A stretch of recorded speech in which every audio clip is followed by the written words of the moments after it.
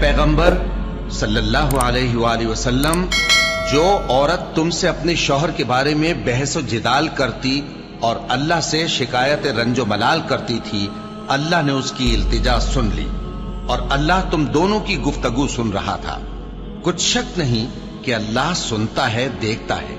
जो लोग तुम में से अपनी औरतों को माँ कह देते हैं, वो उनकी माएं नहीं हो जाती।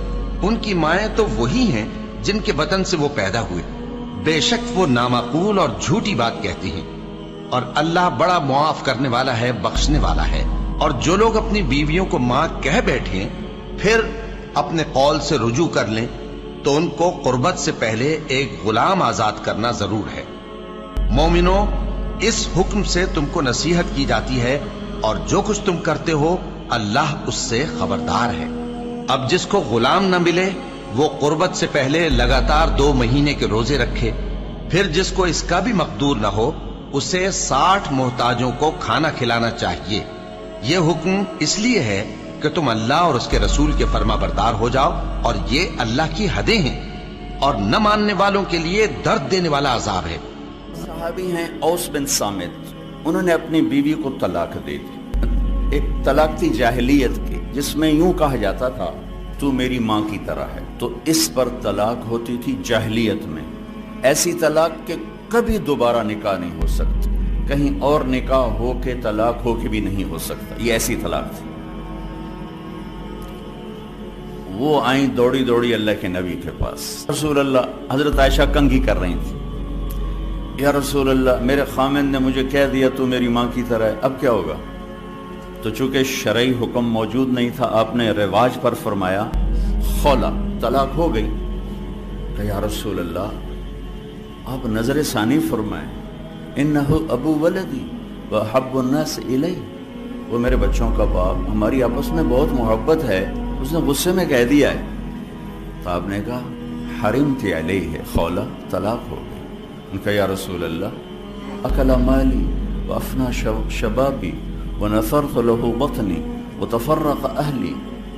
या रसूल अल्लाह, मेरा बुढ़ापा आ चुका है, मेरे माँ बाप मर चुके हैं, मेरे छोटे छोटे बच्चे हैं, मेरी जवानी ख़त्म हो चुकी है, माल मेरे पास कोई नहीं। अगर ये तलाक होती तो मैं कहाँ बैठूँ, मुझे कौन सहारा दे? तो आप चुप हो, चूँकि वो मनवाना चाहती, अभी वही कोई आई नहीं, आपने कानून माहौल रवाज के मुताबिक फैसला दे दिया है, तो आप खामोश हो गए। हज़रत आयशा कंघी फरमा। अल्लाह, जब उसने देखा कि आप चुप हो गए तो कहने लगी, अच्छा आप नहीं सुनते, मैं आपके रब को सुनाती। अल्लाह के नबी कह रहे हैं तलाक हो गई, वो कह रही अच्छा मैं आपके रब से बात करती हूँ। उसने वही हाथ उठाया, अल्लाहुम्मा इन्नहुम ली मिन हुस्बियतन सिगार, ए मेरे रब, मेरे छोटे छोटे बच्चे, इन दममतुहुम इलैया फदाजअ, मैं अपने पास रखूं तो रोटी कहाँ से खिलाऊं?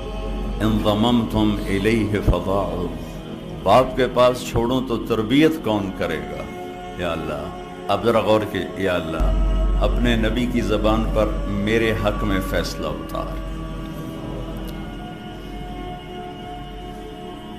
ये नहीं कहा कि अल्लाह तो अपने इल्म के मुताबिक फैसला उतार, तो अपनी शरीयत के मुताबिक फैसला उतार। मेरे रब, मेरे हक में फैसला उतारना, मैं बच्चों को कहाँ ले जाऊंगी, मैं बुढ़ापा कहाँ गुजारूंगी? तो एकदम अल्लाह के नबी पर वही। तो जब वही आती थी, अब पसीना पसीना और आंखें बंद हो जाती थी। तो हज़रत आयशा ने कहा खौला, खौला, चुप कर, चुप कर, वही आ गई, वही आ गई। खौला ने जब देखा तो और जोर से रोना शुरू कर दिया। किस बात पर? कि पता नहीं मेरे हक में है या मेरे खिलाफ है।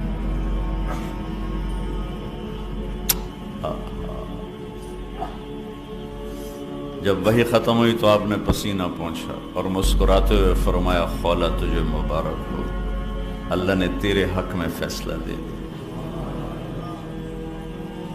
और ये फैसला कुरान में लिखा गया है, इसको कुरान का हिस्सा बनाया गया, इसे हदीस का हिस्सा नहीं बनाया। और इसे 28वां पारा इससे शुरू करवाया गया।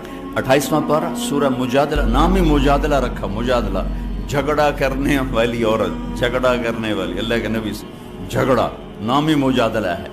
ہم نے سن لیا اس کی بات کو جو آپ سے بات کر رہی تھی، یہ تو ترجمہ ہے، لیکن صورتحال کیا ہے؟ جو ترجمہ کبھی حقیقت کو نہیں بتایا کرتا، یہ جو الفاظ ہیں یہ کیا بتا رہے ہیں، میں وہ آپ کے سامنے پیش کرنا چاہتا ہوں کہ اے میرے محبوب، یقیناً اللہ نے سنا، میں نے نہیں کہا، قد سمعت، لفظ اللہ، میرے محبوب اللہ نے اپنی اس بندی کی فریاد کو سنا جو آپ سے جھگڑا کر رہی تھی اپنے خامند کے بارے میں۔